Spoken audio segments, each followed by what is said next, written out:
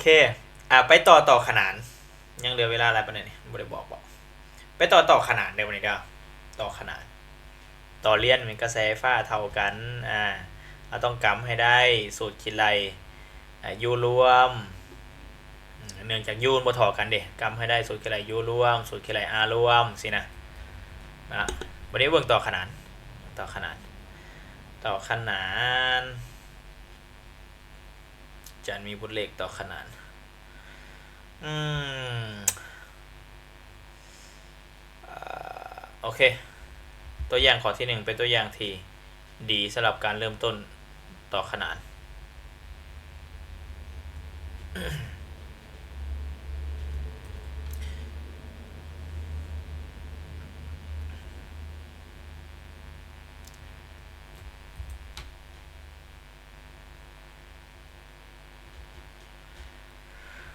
วงจรที่ต่อขนานนี้ก่อนที่จะไปเบิ่งตัวอย่างตัวนี้อาจารย์อยากให้เฮาฮู้สูตรใส่คำว่าสูตรพื้นฐานที่ต้องใส่ซะเริ่มต้นจากการเราต้องเห็นภาพวงจรใช่ก่อน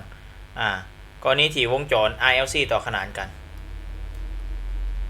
RLC หมายถึงอุปกรณ์3ตัวมีเครื่องต้านก่อสายและเครื่องท่อนต่อขนาน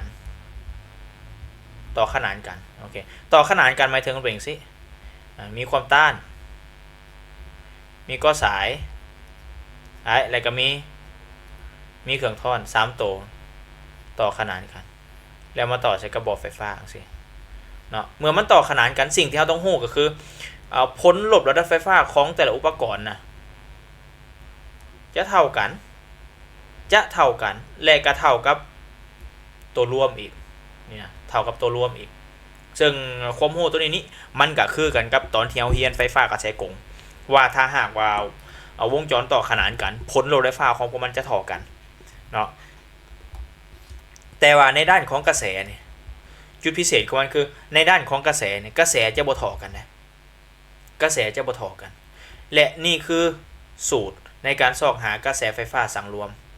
กระแสไฟฟ้ารวมของวงจรแมนให้ซอกหาจากสูตร I หอย R กำลังสองคือกระแสไฟฟ้าที่แล่นผ่านกระแสไฟฟ้าที่แล่นผ่านเครื่องต้านกำลังสองบวกให้ IL ลบ IC ทั้งหมดกำลังสองนี่คือสูตรในการคิดไหลซอกหากระแสไฟฟ้ารวมกรณีที่วงจรต่อขนานพอวงจรต่อขนานนี่นะกระแสไฟฟ้าที่แล่นผ่านแต่ละอุปกรณ์นี่จะบ่คือกันได้จะบ่คือกันนะจะบ่คือกันเหมือนบ่คือกันโอเคเราจะบ่สามารถจับมันเท่ากันได้ อันนี้แม่นสลับวงจรที่ต่อขนานตัวนี้คือความรู้ที่เราต้องได้เพิ่มจากการต่อเรียนเนาะบัดนี้ ความต้านบัดนี้นะความต้านแฝงละแม่นสูตรนี้ได้บ่ความต้านแฝง1ส่วน z เท่ากับ5 ขัน 2ของ1ส่วน r กำลัง2บวกให้1ส่วน zl ลบ1ส่วน zc ทั้งหมดกำลัง2สูตรมันก็คล้ายๆกันเพียงแต่มันเป็น1ส่วนซื่อๆ1ส่วน zl ลบ1ส่วน zc ตัวนี้นี่บ่ได้เสมอไปว่าต้องเอา1ส่วน zl ลบ1ส่วน zc ก็ต้องไปเบิ่งว่าตัวใดใหญ่ตัวใดน้อยเนาะถ้า1ส่วน zl มีค่าใหญ่กว่า1ส่วน zc ก็เอา1ส่วน zl มาลบได้มีแต่ซ้ำนี้ความรู้ที่เพิ่มเติมมาจากการต่อเรียนครับและก็ให้เฮาเข้าใจเติมอีกว่าสูตรของไอที่ได้มาแบบนี้นะแม่นได้มาจากการแต้มแผนวาดเฟเซอร์ถูกพิสูจน์ขึ้นมาสูตรดังกล่าวถูกเขียนขึ้นมาโดยอิงใส่แผนวาดเฟเซอร์จึงได้สูตรแบบนี้คือกันกับสูตรผลลบระดับไฟฟ้ากรณีที่มันต่อเรียนกันก็แม่นได้มาจากการสั่งรวมแผนวาดเฟเซอร์เข้ากันจึงได้สูตรผลลบอันนี้คือกันกระแสไฟฟ้านี่คือกันซึ่งเราจะไปเบิ่งนำกันอยู่ในตัวอย่างเพื่อให้เห็นว่าสูตรนี้มาได้จังไดและแน่นอนเมื่อเราฮู้ว่าสูตรนี้มาได้จังไดเราแปลงสูตร I นี่มาเป็นสูตร Z ได้อีกสินะ เนาะโอเคอันนี้เป็นความรู้ที่ต้องมีก่อนที่จะเฮ็ดโจทย์เกี่ยวกับวงจรไฟฟ้าต่อขนานเริ่มต้นข้อ1เนาะเริ่มต้นข้อที่1เวลาเฮ็ดไปแล้วพยายามสังเกตเบิ่งไปพร้อมว่าเฮ้ยมันมีจุดใดแน่ที่มันคือกับต่อเรียนมีจุดใดแน่ที่มันต่างไปจากตัวต่อเรียนเนี่ยนะพยายามสังเกตตรงตัวนั้นเนาะเบิ่งข้อที่1เครื่องต้าน R 400 โอห์มก็สาย L 0.2 เฮนรี่และเครื่องท่อน C เท่ากับ 2.5 มิโครฟาราด์ต่อขนานกันได้และต่อใส่บ่อไฟฟ้ากระแสสลับที่มีผลลบระดับไฟฟ้า220 โวลต์ความถี่ 1,000 ราเดียนต่อวิกำหนดข้อมูลก่อนข้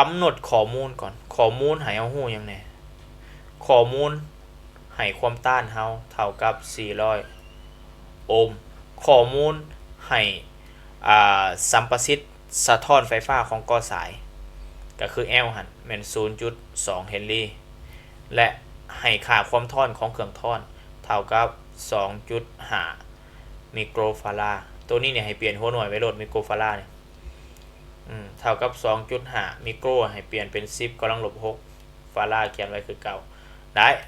อันนี้คือข้อมูลที่เขาจะให้มาแล้วเขาเจ้าก็ให้ U มาอีกเท่ากับ220 โวลต์ U ตัวนี้ให้เข้าใจว่าเป็น URMS URMS ผลลดไฟฟ้าที่เขาเจ้าให้มาจะเป็นผลลบระดับไฟฟ้ามีผลเป็นส่วนใหญ่เนาะนอกจากเขาเจ้าจะระบุมาละเอียดว่านี่แม่นผลลดไฟฟ้าสูงสุดจึงเขียนเป็นสูงสุดถ้าเขาเจ้าบ่ระบุให้เข้าใจว่าตัวนี้เป็น U มีผลนะและมีความถี่มี 1,000 ราเดียนต่อวิสื่อบอกว่าความถี่แต่หัวหน่วยใส่เป็นราเดียนต่อวิแสดงว่าตัวนี้นะเป็นของโอเมก้าเพราะโอเมก้าจะมีหัวหน่วยเป็นราเดียนต่อวินี่คือขั้นตอนการกำหนดข้อมูลนะ ต่อไปความต้านแฝงของวงจรห่วยเอาไว้เถอะเว้ยความต้านแฝงของวงจรกอไก่ซอกหาเซตZ สามารถซอกได้จาก i เท่า u ส่วน z แล้วถอนเอา z เท่ากับ u ส่วน i ได้ u เฮามีปัญหาคือเฮาบ่มี i ความจริงซอกได้ตั้งแต่ว่าข้อมูลเฮาบ่ครบซื่อๆเพราะแล้วเฮาจะซอกหา z จากสูตรที่อาจารย์กำหนดมาให้เลยเด้อก็คือซอกหา z จาก1ส่วน z เท่ากับ5ส่วน2ของ1ส่วน r กำลัง2บวกให้1ส่วน zl ลบ1ส่วน zc ทั้งหมดกำลัง2หันนั่นหมายความว่าเวียกของเราคือต้องไปซอกหาว่าเฮ้ย zl เท่ากับเท่าไหร่ zc เท่ากับเท่าไหร่เพื่อที่จะมาแทนใส่แล้วคิดไล่ให้ได้เซตรวมนะ เอาไปซอกหานี่ซอกหา zl ยังซอกแบบเก่าเห็นป่ะ zl ยังซอกแบบเก่าจากโอเมก้า l โลดเนาะโอเมก้าเท่ากับ 1,000L เป็น 0.2 โอ้เวลาสิบเบิดอีกแล้ววะเนี่ยโอเมก้าเท่ากับ 1,000 L เป็น 0.2 ได้เท่าไหร่ได้200 โอห์มนั่นคือ ZL ZC ซอกแบบเก่าจาก1ส่วนโอเมก้าคูณ C โอเมก้าเป็น 1,000 C แมน2.5 คูณ 10 กำลังลบ6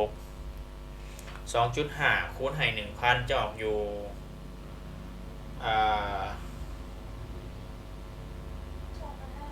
2,500 เมียบอกมาว่า 2,500 10 กำลังลบ6ง่ายเกินไปเป็น 10 กำลัง6นะจะได้ ZC เท่ากับ 10 กำลัง6เป็น1ล้านเนาะ1ล้านส่วน 2,500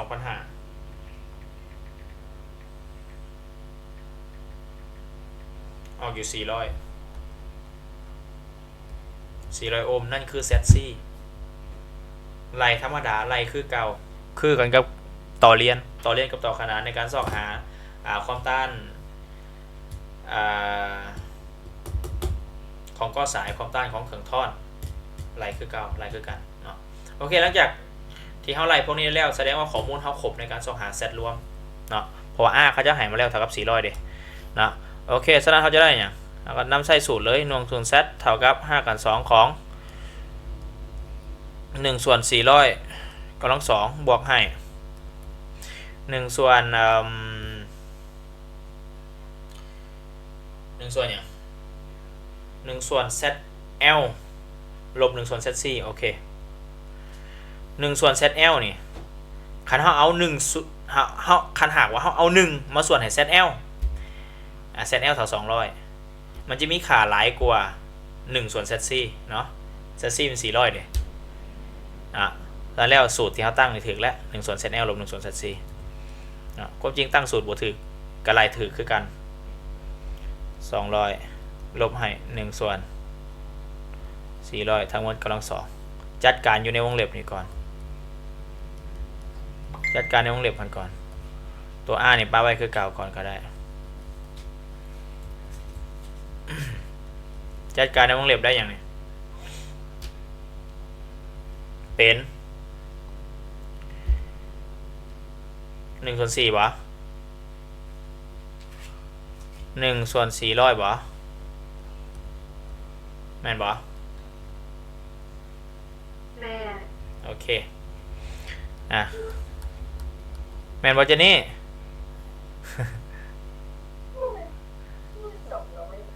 ฮะเขาพูดรวม400ตัวพูดรวม400คูณ2ใส่หมอนี่ตัวนี่เฮียนเศร้าพวดนี่นะบวกให้1ส่วน400กำลัง2เนาะได้ปะต้องถูกมากก็แล้วแต่2วันคิดยังไปเรียนเท่ากับ5กัน2ของไล่เลขเขางามให้มันง่ายเป็น2เถื่อของ1ส่วน400อันบ่2เถื่อของ1ส่วน400กำลัง2เป็น5 2ของ2ส่วน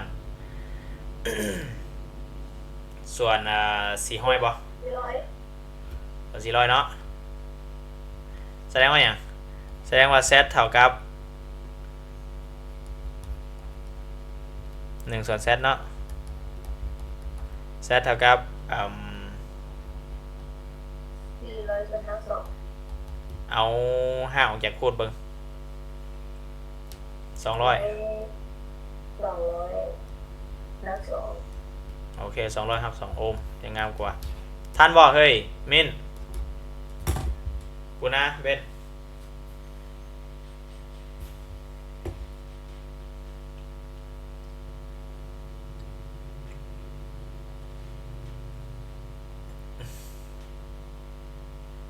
ท่านบอกเท่ากันบ่ล่ะนี่200หัก2นะ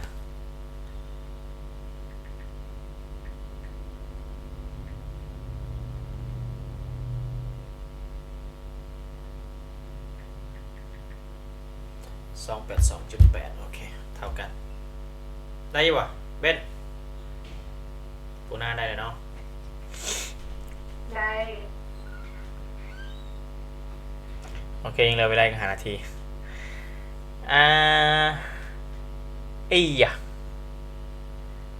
คิดอะไรหากระแสไฟฟ้าสังรวมกระแสไฟฟ้ารวมไอรวมสูตรในการส่องหาไอรวมขอไข่ไอรวมสูตรได้ดีในนอนสามารถส่องหาได้จาก5 ขัน 2ของ IR กำลัง2บวกให้ I L ลบ I C กำลัง2 ถ้าหากว่าจะมี IR L I C สามารถส่องหาจากหันได้หรือถ้าเจ้าบ่มีให้เจ้าขีดหากฎเกณฑ์โอห์ม I เท่ากับ U ส่วน R โลดถ้าหากว่าเป็น I รวมต้องเป็น U รวมส่วนให้ Z ต้องเข้าใจแบบนี้ประยุกต์ให้เป็นได้ปะได้คืออาจารย์จะสอบหา I รวมจาก U รวมส่วน Z คือจบ U รวมเขาจะให้มาอะไรต่อ U รวมแมนดุง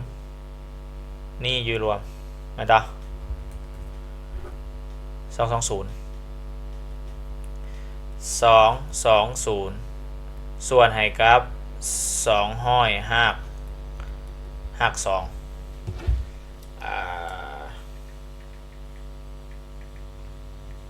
เท่ากับ 1.1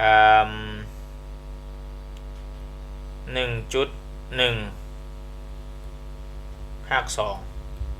เท่ากับ 1.1เลขคือกี่ได้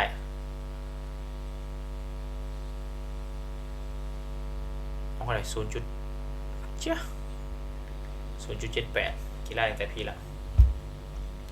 1.1 หัก2ได้แมนตานี่ได้ 1.1 นี่ได้ 1.1 หัก2ส่วน2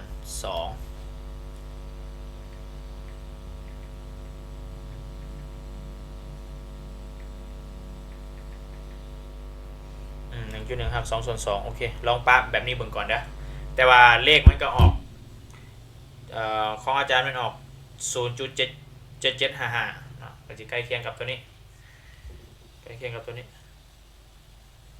นั่นแม่นกระแสฟ้ารวมเนาะเสียดายยังบ่ได้พานำใส่สูตรตัวนี้เถื่อบ่เป็นหยังมันแล้วแต่เงื่อนไขของโจทย์เนาะกระแสฟ้ารวมออกอยู่เท่านี้ออกอยู่เท่านี้แอมแปร์ออกอยู่เท่านี้แอมแปร์กระแสฟ้ารวมต่อไปบ่ ต่อไปกระแสไฟฟ้าที่แล่นผ่านกระแสไฟฟ้าที่แล่นผ่านของก้อสายหมายถึงกระแสไฟฟ้าที่แล่นผ่านก้อสายที่กระแสไฟฟ้าที่แล่นผ่านก้อสายโอเคขอควายกระแสไฟฟ้าที่แล่นผ่านก้อสายต้องเป็น IL ก็ต้องเป็น UL ส่วนให้ ZL ได้บ่นี่อาจารย์เห็นจังซี่ได้บ่ทันบ่เข้าใจบ่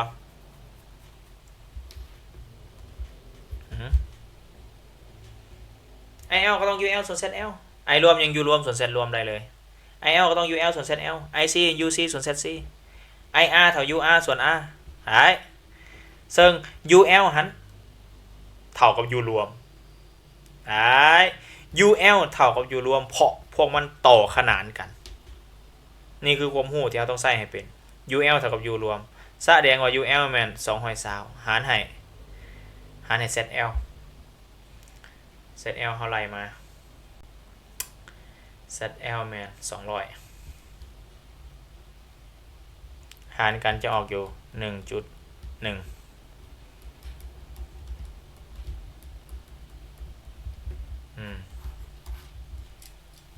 นี่ใส่ให้เป็น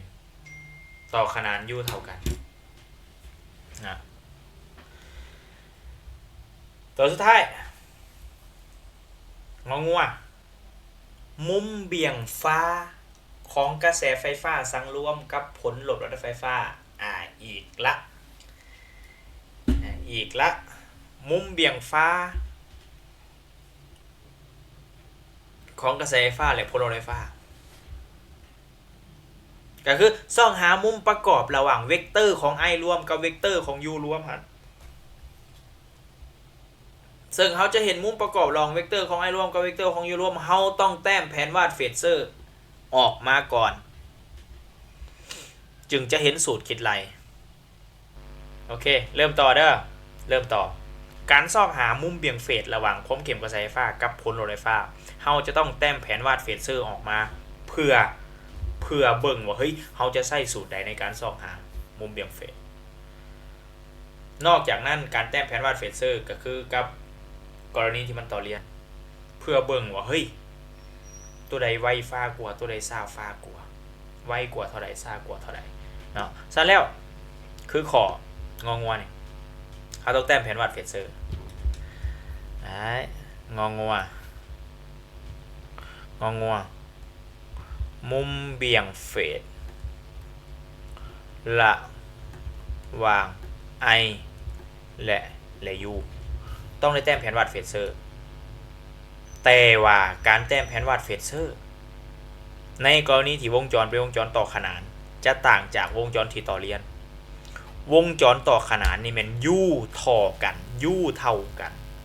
เมื่อ U เท่ากันในการแต้มเขาเจ้าจะแต้มให้เวกเตอร์ U ทั้งเบิดอยู่ตามลงนอน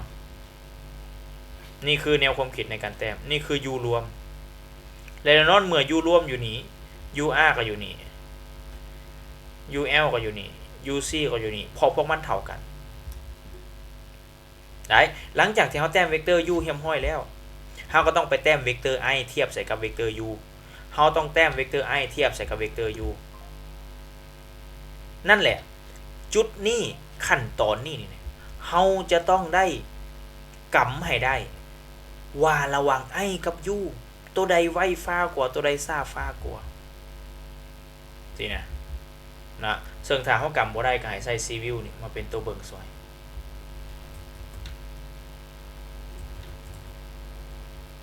และใส่ civil มาเป็นตัวเบิ่งสวยเนาะคือตัว IR นี่บ่ยากเลย IR นี่ IR นี่มันนอนอยู่น้ำ UR อยู่แล้ว IR นะมันตานี่นะ UR อยู่ตามโรงนอน IR ก็อยู่ตามโรงนอนบ่ยากนี่นะบัดนี้ IC UC เด้บัดนี้ขอโทษ IC LC IC IL เด้บัดนี้อยากเบิ่งว่า IC กับ UC ตัวใดไวกว่าตัวใดซ่ากว่าเบิ่งว่า IL กับ UL ตัวใดไวกว่าตัวใดซ่ากว่าให้เฮาใช้เทคนิค civil นี้เริ่มต้นจากเบิ่งของ L ก่อน L นี่ไม่ยังไวกว่าฮะไม่ยังขึ้นก่อนระหว่าง I กับ U ของ L นี่เบิ่งเป็นตัวนี้นะเจนนี่มินเบิ่งเป็นตัวปูนะเป็นต่อไม่ยังไวกว่า ยูไวกว่า U ไวกว่าโอเคได้เจนนี่เบิ่งตัวนี้ให้เป็น U ไวกว่าคัน U ไวกว่าเดี๋ยวนี้นะ U มันอยู่นี่เฮาจะแต้ม IL U มันอยู่นี่ IL ต้อง C ทั้งใด IL ต้อง C ไปใส่ U ไวกว่านี่ IL ต้องC ไปทางใด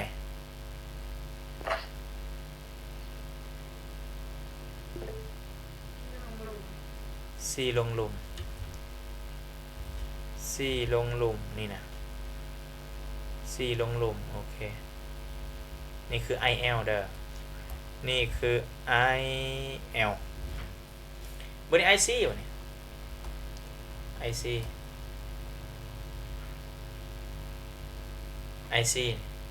แม่นว่า IC ไวกว่า UC นี่ถือกำหนดให้อยู่ตามโรงนอนละอยู่ตามนี้ละ IC ไวกว่าแสดงว่าอย่างแสดงว่า IC ต้องอยู่เทิง IC ต้องอยู่เทิงเวกเตอร์นี่ความยาวของมันนี่เขาอาจจะบ่ทันซีเรียสเถื่อก็ได้เพราะเขายังบ่ฮู้ค่ามันเถื่อได้นี่คือวิธีการแต้มแผนวาดเฟเซอร์ในกรณีที่วงจรต่อขนานกันนะIL อยู่หลุมนี่ IC อยู่เทิงเห็นป่ะเนี่ยคันหากเขาเข้าใจแต้มมันจะดีกว่าเขาจื้อเอาเพราะว่าถ้าหากเขาจื้อนี่นะคืออาจารย์ว่าอะไรเวลาที่เอาเฮียนไปแล้วเขาจะเกิดความสับสนอะไรป่ะนี่เห็นป่ะคือเมื่อกี้นี่ถ้าหากว่ามีเฉพาะแต่โต๊ะต่อเรียนนี่อุ้ยปัญหา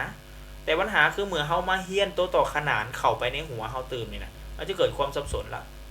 ถ้าหากเขาบ่เข้าใจแต้มโอเคบัดนี้เขาก็จะเห็นคือเก่ารวมเวกเตอร์ i เข้ากันเพื่อที่จะไปเบิ่งว่าเฮ้ยเวกเตอร์รวมมันอยู่ไสมันเป็นแนวใดแต่ว่าก่อนที่จะรวมเขาต้องมาเบิ่งค่าก่อนว่าเฮ้ย IL เนี่ยมีค่าหลายปานใด IC มีค่าหลายปานใด IR มีค่าหลายปานใด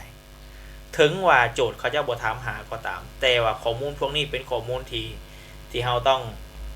ซอกหาเพื่อมาใช้ในการแต้มแผนวาดเฟเซอร์ข้อมูลบ่ให้แม่นตาข้อมูลบ่ให้เราต้องได้ซอกหาเองล่ะ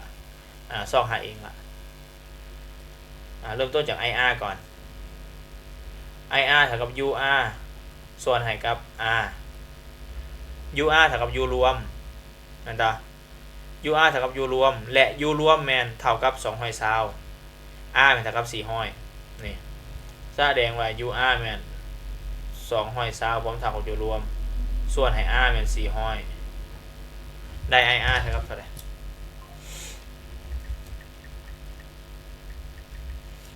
เท่ากับขี้ไล่ใช่ปะ 0.55 แอมแปร์นั่นคือ IR นะ 0.5 แอมแปร์ได้วันนี้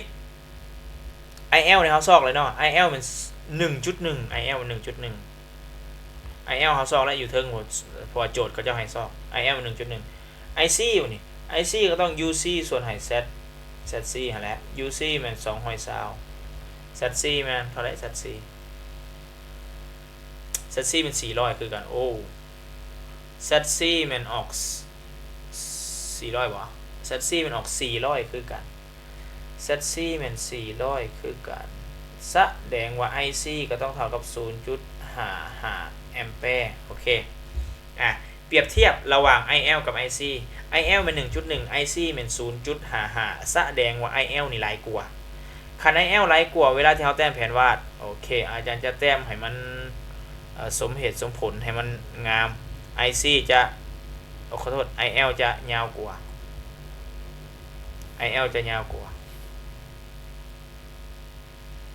นี่คือ IL วันนี้เรียกของเราคือเราต้องรวม IC กับ IL เข้ากันเมื่อรวมเข้ากันจะได้เป็นตัวรวมของ ICL และ ICL จะมีทิศ C ไปหา IL เพราะ IL หันหลายกว่าอาจารย์จะสมมุติให้สีแดงนี่คือผลรวมของ IL ลบ IC ตัวเพราะ IL หลายกว่าได้บ่นี่มาข้อนี้ได้บ่การเขียนแผนวาดเฟเซอร์แต่ละคนได้บ่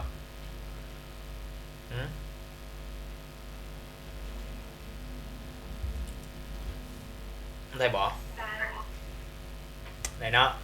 โอเคเดี๋ยวเห็นบ่หลังจากนั้นเราก็ต้องสั่งรวม IR เข้ามาน้ำหมูบ่นี่นะ IR เข้ามาน้ำหมูโดยการ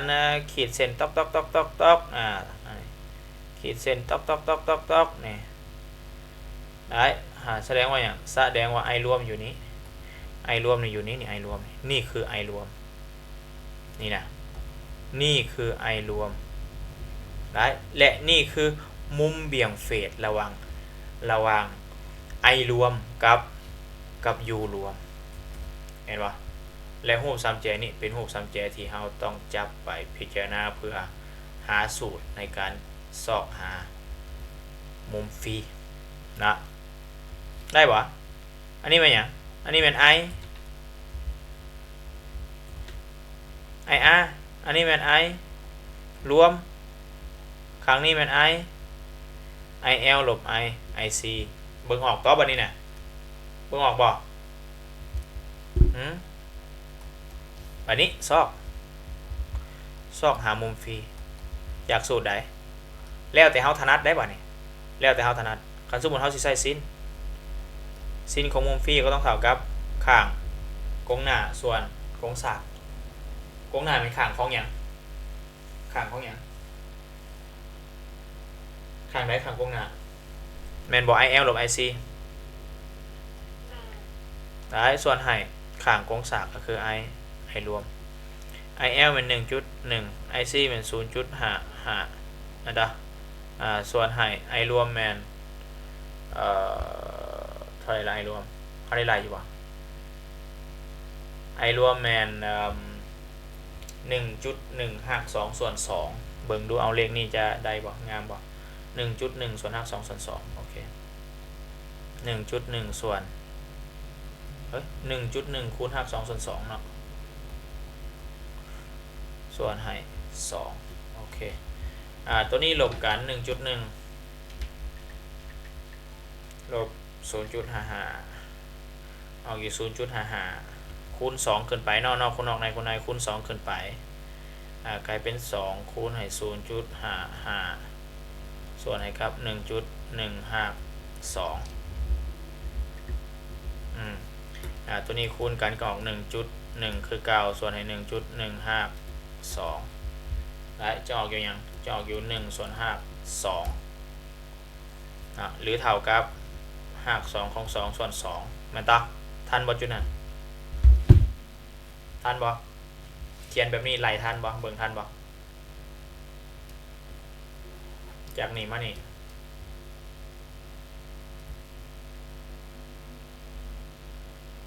จุดนี้อาจารย์ลบกันออกอยู่ 0.55 อาจารย์เอา2คูณขึ้นไปโดยการใช้หลักการนอกคูณนอกในคูณในหั่นได้ตัวนี้ ต่อคูณขันเข่าได้ตัวนี้หารให้1.1ทั้งเทิงก็เหลือ1ทั้งลุ่มก็เหลือนี้ขัน5ออกจากพูดได้นี้แสดงว่าอย่างแสดงว่าซินเตต้าเขากับ5กับ2 2ส่วน2เนาะซึ่ง5กับ2 2ส่วน2ฮะจะเท่ากับซินของปีส่วน4แสดงว่าอย่างแสดงว่าฟีของเฮาเท่ากับปีส่วน4ระเดียงเลยเนาะถ้าหากว่าเฮาสามารถแปลงเป็นมุมระเดียงเลยได้ก็บ่จำเป็นต้องไปแปลงอีหยังหลายฟีเท่ากับปีส่วน4ระเดียงนี่นะถ้าหากจะใส่ซินฟีตามนี้โกดฟีก็ได้ตั้งฟีก็ได้เข้าใจบ่การแต้มแผนวาดเฟเซอร์ของกระแสไฟฟ้าและการคิดไล่เพื่อซอกหามุมเบี่ยงฟ้าระหว่าง I กับ U ได้บ่